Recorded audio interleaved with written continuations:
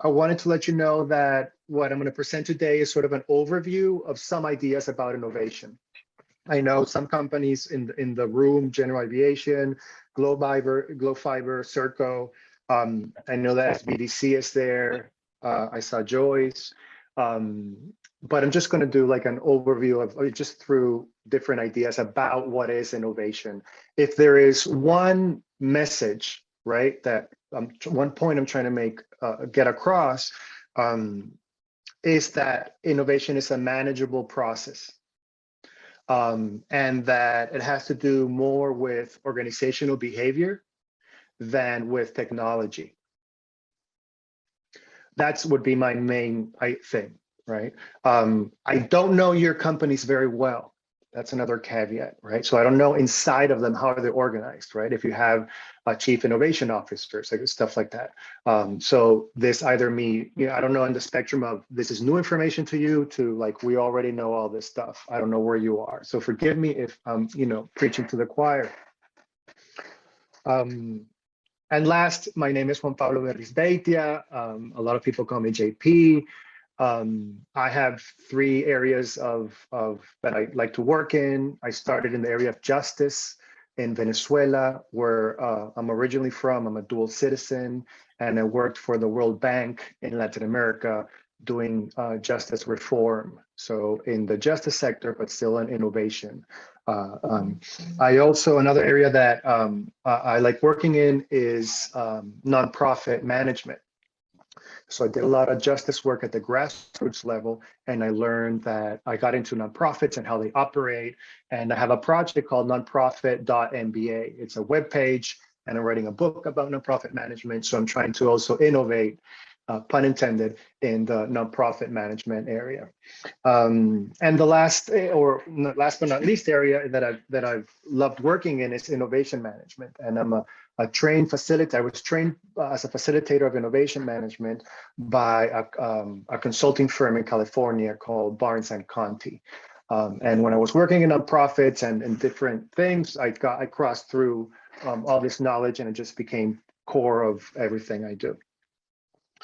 My contact information is going to be on the slides. You'll see it at the end, and that also be distributed out by Nikki. So I'm going to attempt to share this correctly. And I have to thank Nikki so much for making this happen. I really, really appreciate it. So let me know how that looks. Looks good. Good. Looks good. Big blue slide. All right, cool. So I'm going to put all right. Okay, guys. All right, so none of the ideas that I'm going to share with you today are mine. All right, 3 big authors that are influential to me and to the area of studying innovation are these 3 folks: John Besant, Keith Pavitt, and David Francis. And they're all related to Centrum, the Center for Change, Entrepreneurship, and Innovation Management, which used to be called something else. And it's right now part of the University of Brighton in the UK. This has been like the school of thought from which these ideas come from, and they have number of publications on innovation management and innovation capabilities, and all this topic that I encourage you all to look up. And if you want resources, get in contact, and I'm happy to share them. This is a Peter Drucker quote that I thought would be nice to start off with, because even though he's known as the father of modern management, he also talks about innovation a little bit, not like they do in Centrum, but he talks about it. And this quote is neat to start with because Peter here is talking about analysis, system, and hard work as the source of innovation in companies. And I think this is a great way to start because it points to what innovation is not. Excuse me. And innovation is not the result of rare moments of genius or inspiration, or something that only the most creative folks like Steve Jobs, that type of image that we have of the innovative person, only then they can do it, or something spontaneous that comes out of nowhere. So innovation is more about perspiration than about inspiration, really. And that's not always the way we think about innovation, right? So we got to change that mindset. One quick central idea about why innovate, why it's innovation, why innovate is because it gives your companies a competitive advantage. Obviously competitive advantage comes from different sources, size of your companies, market shares, assets, etc. But there's also a pattern of competitive success that comes from knowledge, technical skills, and experience, right, to create novelty. So what innovation can do for organizations varies, right? It can come from novelties in what we offer in our processes, in the complexity of what we do, or it can also come from the way we protect our innovations, right? And these are some very basic examples of how innovation can give a strategic advantage, right? In a small, very limited classification, right? So, for example, if we bring in a new product to the market, offering something that no one else can offer, music streaming service, mobile phones, whatever it is. But if we're the first and the only, that obviously gives a strategic advantage in the marketplace. We can also innovate in process and make something that can be done faster or at lower cost or can be customized. And there's multiple examples of that, including internet banking, online book selling, et cetera, et cetera. Also complexity, and I'm thinking about general aviation in the room, aircraft engines, Rolls-Royce. If we have a product that is incredibly complex to produce, that gives us a strategic advantage, and the knowledge and skills that have to be managed in order to produce products of such complexity is very high. And that's where the essence of the power to innovate comes from, right? And this is an example of how innovation places a company in the market with a strategic advantage. Patenting our products, which I also heard from Circle, they're working in that area.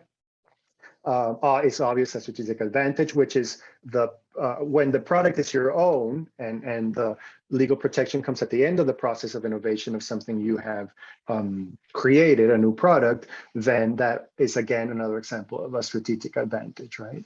And the pharmaceutical companies are a great example of that. And another example is platform design, right? When we've created something on top of which other things are created and reused and reused and reused, right? So that also can give us a strategic advantage as a process of the result of a process of innovation. And the example I'm using here is the Boeing 737, and general aviation will tell me if this is a good example or not, but my understanding is that it's a very successful aircraft in terms of sales, and that it's an adaptable aircraft, and therefore that's why it's a good example of robust platform design. The notion of innovation that I use and that I learned through Centrim is that it's a process, a manageable process that starts with an idea and ends up in capturing value from it. And we'll go through all the stages that are in the middle in a slide, in a couple of slides forward, right? But that is the concept of innovation that a lot of successful companies use. This idea of innovation, this understanding of innovation as a process, allows it to be used not only for big companies, but also small companies. Nonprofits can use. This is a concept of innovation that is adaptable to any size of organization and with any purpose, right? Whether it's for-profit or nonprofit or B Corp or whatever it is. It also is not only for industrial companies or manufacturing companies or tech-based companies, but also services of any type.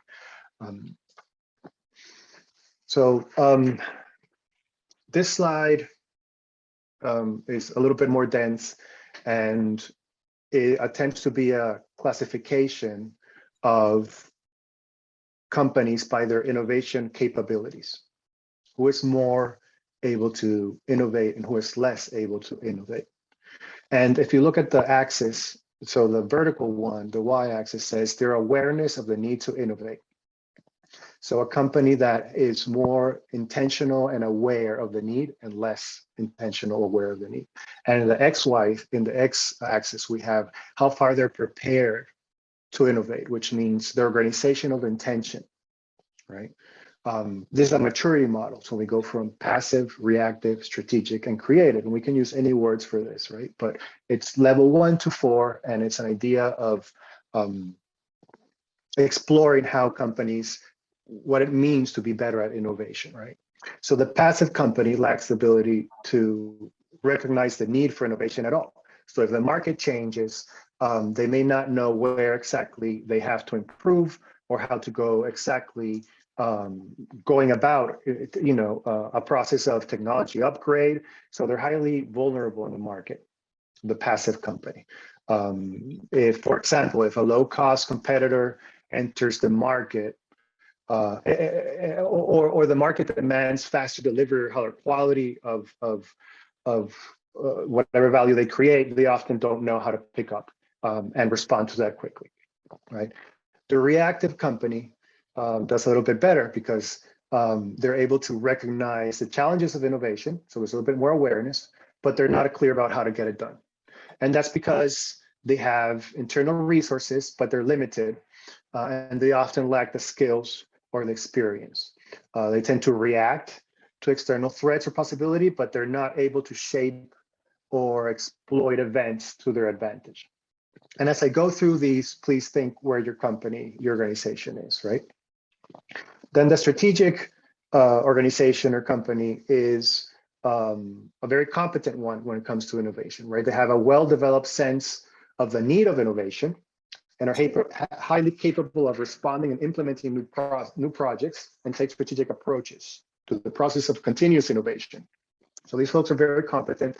They have a clear idea of priorities as to what has to be done, when it has to be done, who has to get things done, and also have a strong internal capabilities in both technical and managerial areas. And they can implement changes with speed and scale. Firms like these benefit from a consciously developed strategic framework. And so they're able to search, acquire, implement, improve the knowledge they have, right? But they lack the capability for radical innovation, right? To redefine markets through new technology or to create new market opportunities. They tend to compete within the boundaries of an existing industry.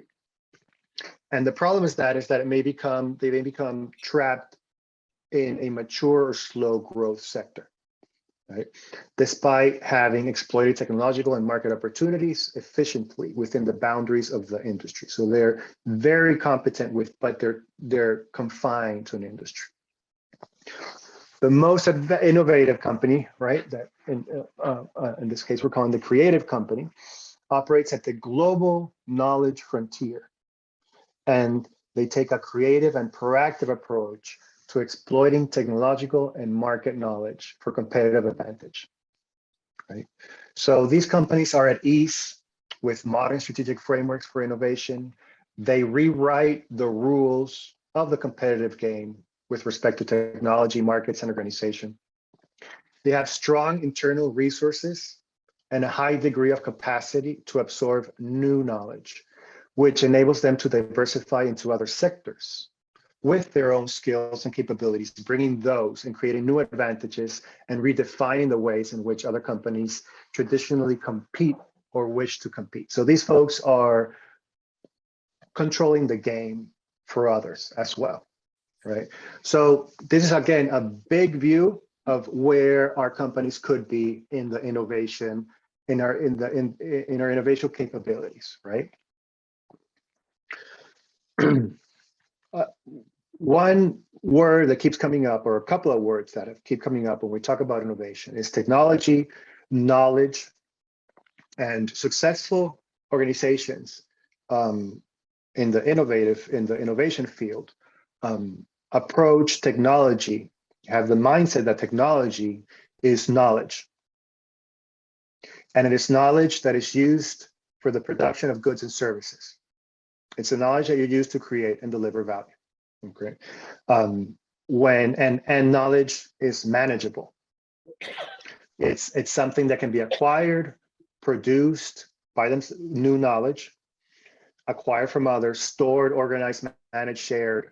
It is something, and it is at the core of making an organization more capable to innovate, right?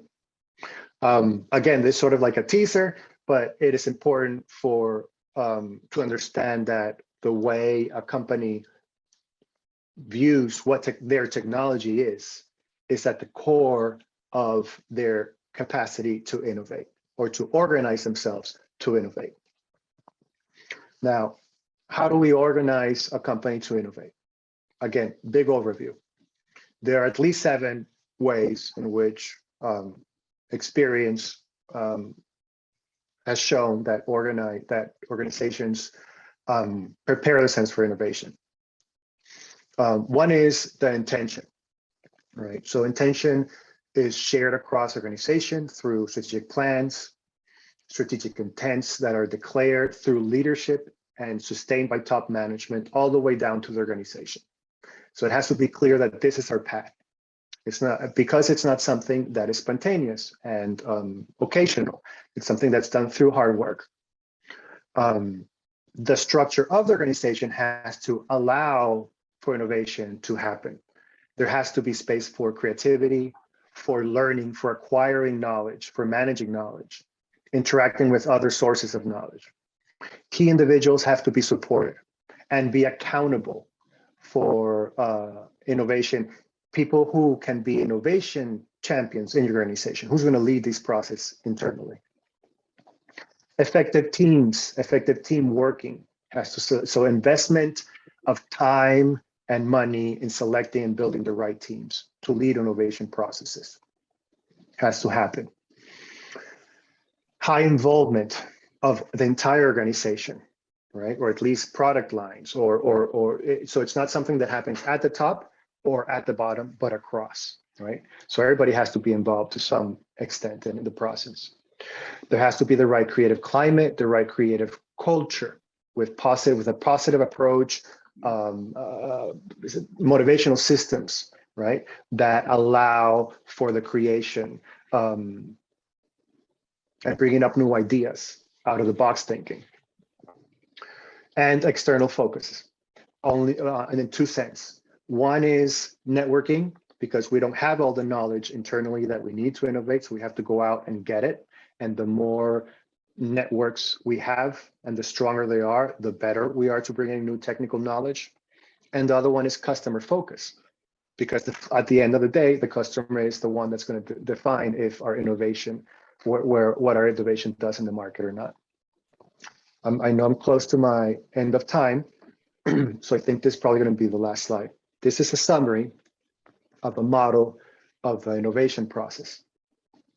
Right? There are different models for the innovation process, but they all contain these 4 stages, right?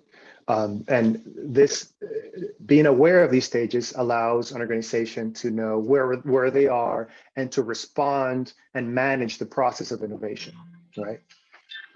So, and it's also true, it's also been found that not all successful organizations or successful products or processes, or successful innovations follow this linearly. You do find multiple innovations that come from teams that have jumped around in this and repeated, had to go back to do this and go back to do that. So we can explain it as a linear process, but in reality, it doesn't always happen like that, right? But we recognize that there's 4 stages in general. So the first stage, or the one on the left, is it's a stage where we go wide and we look for opportunities to innovate. We look for ideas. This is when we do the ideation, like the stereotype of the design thinking, innovative space is somebody with a bunch of it's a group of people with a bunch of post-it notes on and all those exercises where we ideate and bring up new ideas, right? That's that stage of search. Where we're exploring, we're connecting, we're understanding why our customer needs something, right? So we're going wide and we come up with 30 ideas of how to solve a problem. The next stage is where we bring those ideas from 30 to 3, right? And we get rid of the 27. And we do that by testing a lot of them, by prototyping, quick prototyping some of them and seeing that they don't work or they do work, by conducting experimentation, right? The next stage is a project and project management stage, really, in which we just get it done. All right, so we decided which one we're going to go with in the previous stage. Now we have to actually create this thing, whether it's a product or a service. And the last stage, which we actually capture, is like, great, we came up with this new product. How are we going to capture the value of it? It's an intellectual property challenge. If it's a new process for your company, it is a codification process, right? So it's how do we actually capture the value of what we've created? I'm going to jump to the end and share with you this QR code. If you use your phone camera, and it'll be in the slides I'm going to give all to you, it'll download an innovation audit tool from one of the authors that I shared with you. And it's a PDF. You'll download it, and it's just a series of questions that allows you to audit your own organization, where it is in its capabilities to innovate. And last but very not least, since I wasn't able to be there, you have my LinkedIn contact to scan, and we'll connect through LinkedIn if any of you want to talk about any of this further, or want some resources or anything. I'm at your disposal, and on the right side, it'll put my contact information in your phone if you scan that. So JP, That's it, Nikki. Yes, hey ma'am. there. Thank you. Can you hear me all right? Yes. So I always think of innovation. How do you not facilitate necessarily, but encourage innovation in a company, especially in my mind? So please tell me if this is true. If you reward your employees to be innovative, if you give them the time and perhaps make it, what do you call it? Financially interesting. Yeah. Incentivize them to be innovative and to give their ideas. And then that, I guess, goes back to the climate and the intention, the intentionality of the company. So do you have experience with that, to make it financially rewarding to have ideas? Is that a good idea, or is that 30 years old and I'm behind the power curve? I don't have good examples of that to offer you. I just can tell you that indeed, it's one of the elements to bring in innovation to the company, right? So it's one of the elements that has made companies successful. But it has to be accompanied by the other elements. It makes no sense if you give somebody financial rewards. I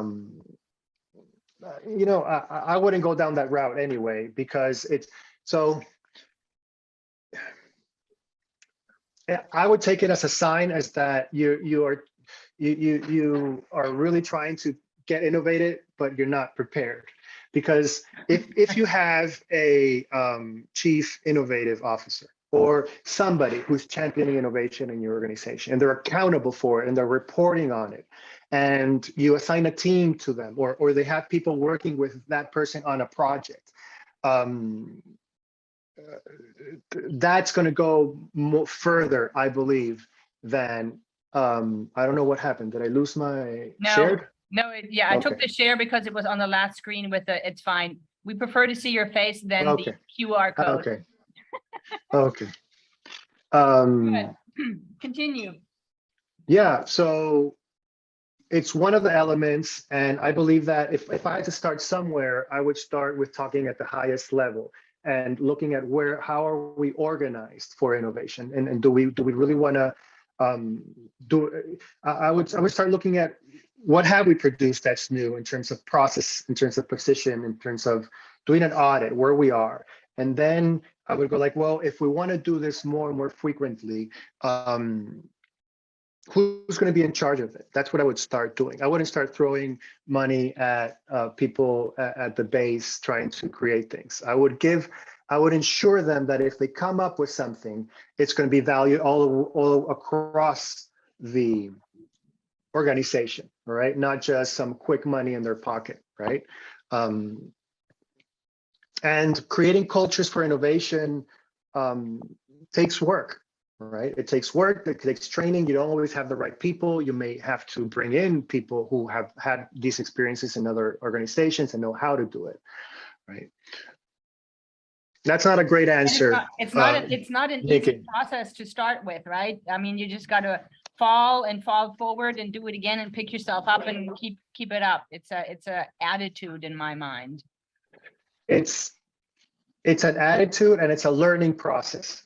Yeah. So the usefulness of starting with an audit like the one in the QR code, and I have other ones, is to understand where you are in the process, right? And that will start showing you, well, what's the next step, right? So there are tools to assess your organization, where you are, and that'll tell you where the next step is. Okay. Any other questions? Anybody want to come up to the hot seat and Or if they tell you the question, you can tell me what they said if I can't hear it. I think they're all shy now. Look at them. They haven't fed. I have a question for everyone here. So after you heard these ideas, are there things that you've already talked about in your companies? Is this something that is already on the table and is part of your culture or not? Yes.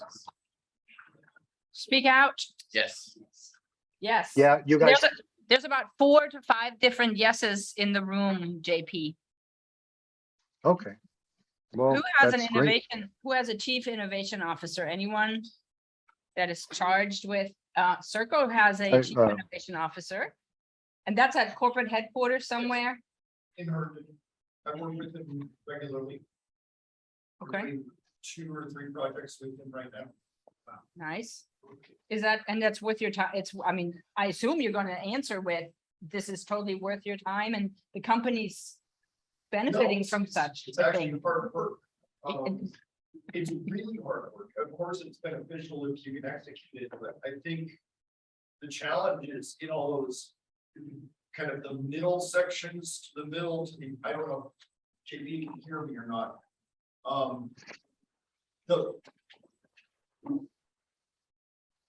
challenge for us is in the middle to end section to actually execute it and make it work. The idea generation, the idea narrowing, those pieces are a lot simpler in many ways to execute than actually building something or doing something differently that actually is fully implemented. And there can be a lot of organizational inertia in between. So I would say, even though we have a process, we have support, we have a CIO, we also have a lot of struggles in actually making something get to the finish line. I think that's where we struggle. In fact, even though we have a CIO, I would have placed us in that second level company.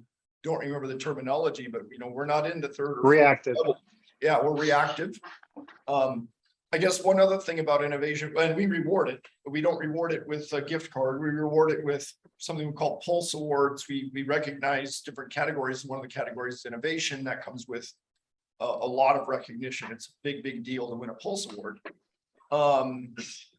The other thing I would say is that a lot of innovation seems to be, and I think a lot of your emphasis here is more toward innovating a product or a service to your customers. I think there's also a lot of innovation that can occur, and this is probably where we've had more success with how do we make our employee experience better? You know, how can we serve our staff or do things in a different manner that make their jobs easier, better, more productive, more enjoyable? And I think that's where we have a lot more success than on the end product. So I'll be quiet with that. Just because we have a CIO, I get to say all those extra things. That's awesome. I think those are great examples of you know, even though it's not where you want it to be, but of successful organizational preparation for innovation. I didn't get to show you this slide, and I did emphasize more on products, but you know, the 4 P's of innovation are product, placement, paradigm. And so definitely internal processes are an important element of innovation. Hey there, it's Joyce. We've met. Yes, Joyce, how are you? So I wanted to ask you a question, and I'd like to ask the other members that are here today the same question. And that is, so you obviously had to squeeze a lot into an hour here or whatever time frame we had. And so I know you shortened everything. Would you be interested in doing a longer workshop where you could like take that sample model or whatever part and dig into it a little bit more with the how-tos and the sorry, and the why-tos and things like that? Yeah. And since you're asking, Joyce, this is not there are difficult advantages and disadvantages on the sizes of companies. Right. So they just shared and strategies for bigger companies to do innovation. The teams are much bigger, so they have certain advantages and they can acquire new talents much easier and quicker. Right. And a smaller company, it's harder to hire new people right out of the bat. And, you know, but these ideas are all flexible in any size organization. So speaking of small and medium businesses, I would love to talk to them as well. And so I'm going to ask the members if they would like to see that sort of step 2 of this presentation, taking it further. Would that be something you would come to or attend? I'd also ask if you could put, when you're a small company, you know, it's very innovative because you're survival and you're out there with a new product. But as you grow, as a company grows from that group that's after a task, surrounding themselves around a new idea, but as they grow and they add CFOs, CEOs, and all that stuff, how do they keep innovative? And that, I think some companies don't make the transition from that young startup to a fully mature entity. So how do you scale it? It's not scaling, it's keeping keeping that spirit, keeping that creativity, keeping that, because now you get, as you get larger, you have processes and procedures. And as a telecom, you ought to know that because we've all gone through that. So the Wild West to, we have a corporate office, you know, controlling. So it's that transition and keeping that. So we'll talk. Good. And we'll he can hear, yeah. We'll talk. Thanks. Thank you. Yes, We would be wonderful. happy to And I publish would just quickly to that. Sorry, very quickly to the how do you transition from small to big? I would say very quickly, it's to keep it intentional and to formalize it. So I'm imagining this small team that's very cool. And well, we came up with this and we were very flexible, very agile, very quick to solve problems and very easy to communicate in that team. And as you grow, things become slower, more formal. We had that example that Circo is saying, well, then, you know, you have a small team, part of the company get excited, but then how do you actually carry that out through a product? So it gets slower, more bureaucratic. And the only way to do that is to, that the literature says, is to keep it intentional and have champions for it that are accountable for it, right? So it has, I say size matters in terms of innovation, right? Because it gives you advantages to be big, right? And innovate, but also gives you disadvantages. And when you're small, also you have those advantages that you're nimble and you communicate quickly and you can produce something. But the disadvantages reach and fighting in the market to get that known and established. All right, very good. I think we have arrived at 1:05. And people probably need to get back to work. Thank you, JP. I have recorded this. We're going to post this. We will have his slides. We're going to put both of those things in the new, you know, provide a link, put this up on YouTube, and you can watch it on demand. Thank you, JP. Thank you, Nikki, again. Thank you to everybody. Bye. Bye-bye.